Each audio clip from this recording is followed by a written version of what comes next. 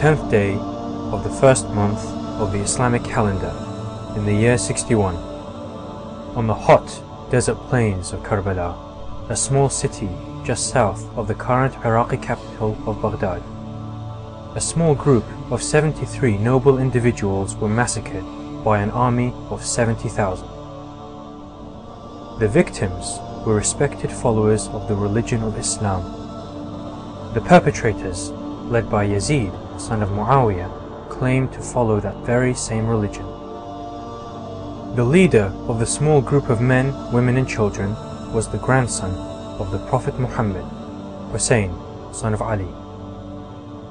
Only 50 years had passed since the death of the last messenger of God, and yet already the Islamic nation, the Ummah, was in turmoil.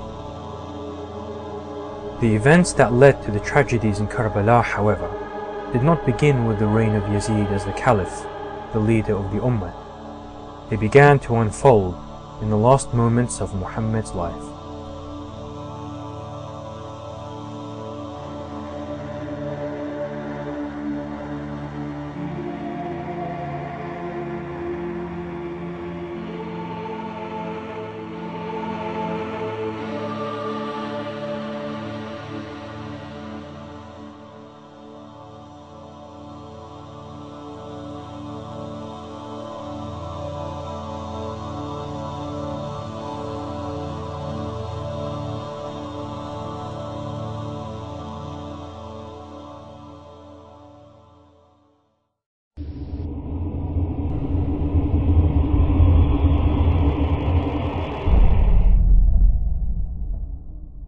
In the 11th year of the Islamic calendar, in the holy city of Medina, the Prophet Muhammad was nearing the end of his life. The members of his household and close companions, who had stood by him in times of both ease and difficulty, remained near his bedside until he left this world. On news of his death, while some mourned and grieved the loss of their beloved, others were preoccupied in a conspiracy to obtain power for themselves. You would imagine that this person, being on his deathbed, having warned the people on so many different occasions of his impending passing away, you would imagine that there would be a very large crowd of people surrounding him, attending to his every wish and his every request, basically praying for his quick recovery. And yet, when you look at historical accounts, you see a very different picture. Whilst those who had heeded the Prophet's calls and already given their allegiances to Ali were busy burying Muhammad, a secret meeting was being held between several tribal leaders in a small hut or saqifa in an attempt to secure the future leadership of the Ummah. These leaders all sought to grasp the rulership of the Islamic nation, in turn ensuring that only they were the sole beneficiaries of power. Initially what happened was there was a conspiracy to conceal the Prophet's death. There were calls made that anyone claiming that the Prophet has died will be beheaded. In other words, the idea was to contain the situation, control the emotional outpour that would inevitably ensue after the Prophet's martyrdom or passing away, and the idea was to contain all of that until some sort of an interim government was in place. It wasn't a democratic process. It wasn't a lobbying process taking place. It was essentially a bunch of people fighting one another over the opportunity to fill that void.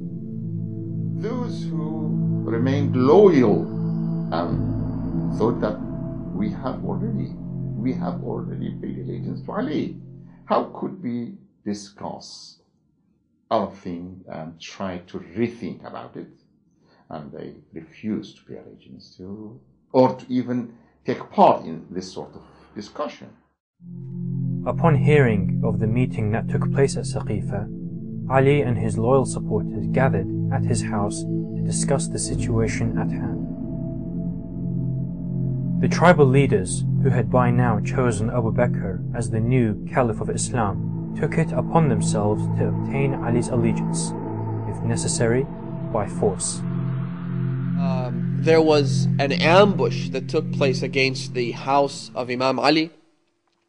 And the really tragic aspect of this is that Imam Ali was not just any other companion to the Prophet.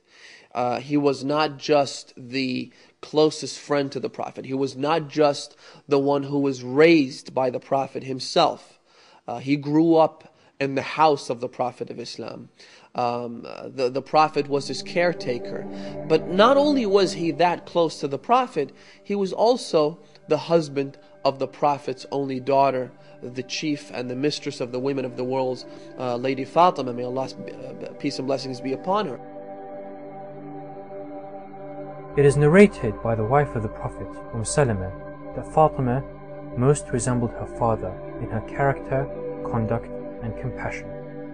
The most important part which really touches us, and especially me, is that the amazing relationship she had with her servant, Bibi Fizza. That Bibi Fatima had told Bibi Fizza that, look, you are in my house, you have brought in this house as a servant, but one day you will work and I will rest, and one day I will work and you rest. And this is an amazing message to humanity and to all of us, that Islam is the only religion which tells us that even our servants or even people who are working under us have got their rights, have got respect, and how we should maintain it. Fatima Zahra, to me, when I think about her, I think of her as a mother, and it just goes to show how important women are in Islam and according to God, because 11 of the Imams go back to her. I think in all her life, her lifestyle was extremely modest. She wasn't into any sort of worldly gain. If you just think upon her mahar, which was chosen by her father, she completely agreed to that. She didn't look at the status of Imam Ali when she decided that she will marry him. She saw his noble character, and she saw in him that he is good for her not only for in this world but the hereafter.